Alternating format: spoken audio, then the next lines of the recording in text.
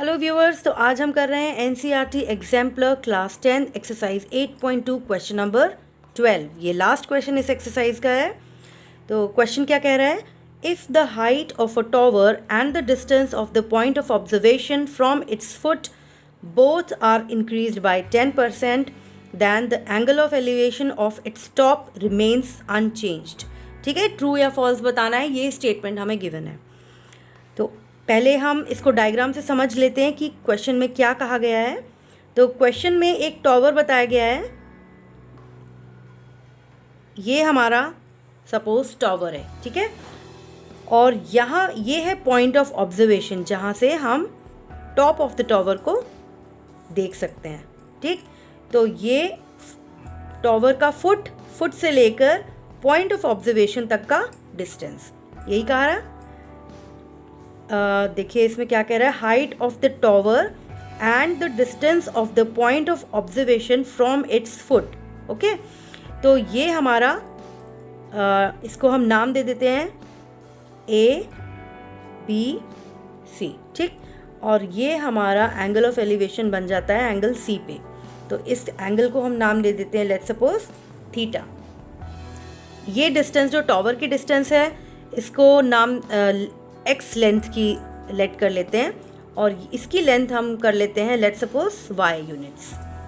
ठीक है, तो इसमें ये कह रहा है फर्स्ट केस में। अब सेकंड केस में कह रहा है कि इफ़ बोथ ये वाला डिस्टेंस और ये वाला डिस्टेंस अगर 10% बढ़ जाता है, तो 10% बढ़ा लेते हैं हम यहाँ पर।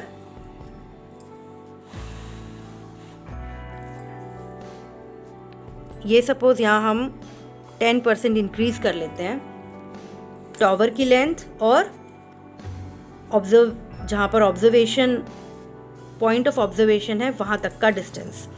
तो 10% हम इसको बढ़ाएंगे। ओके, पहले तो हम इसको एक ट्रायंगल बना लेते हैं और ये एंगल दे देते हैं थीटा।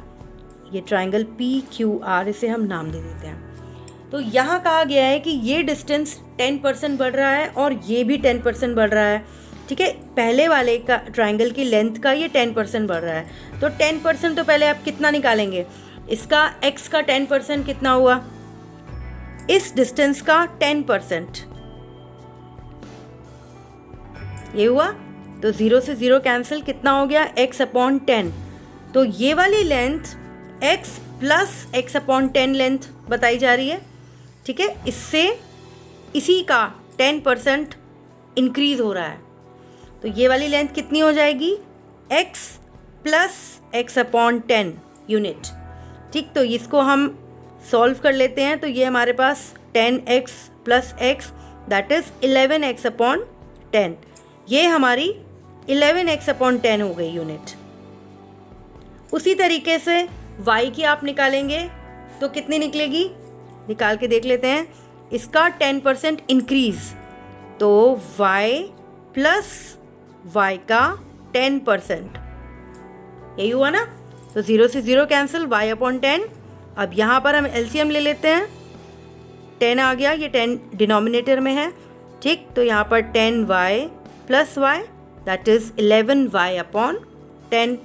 तो ये भी हमारी हो गई 11y/10 यूनिट। ठीक है ना, ये एक नया ट्रायंगल जो कि 10% ये वाली लेंथ और ये वाली लेंथ दोनों इंक्रीज हुई तब। अब ये कह रहा है कि एंगल ऑफ एलिवेशन जो दूसरे ट्रायंगल का बना और पहले वाले का, वो अनचेंज्ड रहेगा, मतलब रिमेन्स अनचेंज्ड। यानी इसमें हमें क्या दिखाना है कि कह रहा है कि थीटा इक्वल्स टू बीटा आना चाहिए, तभी ट्रू होगा। ठीक है, तो फिर ये सिंपली ट्रायंगल में पहले थीटा निकाल लेते हैं, tan थीटा बनाएंगे ना, क्योंकि परपेंडिकुलर और बेस हमारे पास है। तो in triangle ABC tan theta equals to x/y perpendicular upon base that is AB/BC। ठीक है, तो यही हमने लिख दिया है डायरेक्ट x/y। तो अब दूसरे वाले ट्रायंगल में देखते हैं, इन ट्रायंगल PQR, इसको हम इक्वेशन 1 दे देते हैं। In triangle PQR tan beta equals to perpendicular upon base PQ/QR right, जो किसके बराबर है 11, ये इसकी लेंथ क्या है 11/10x, 11/10x अपॉन ये वाला QR 11/10y, 11/10y, ठीक। और ये 11/10 11/10 कैंसिल हो गया, क्या बचा tan beta equals to x/y, ठीक।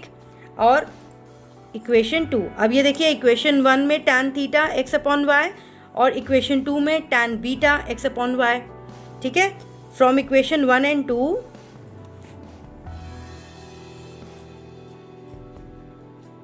what we see, we get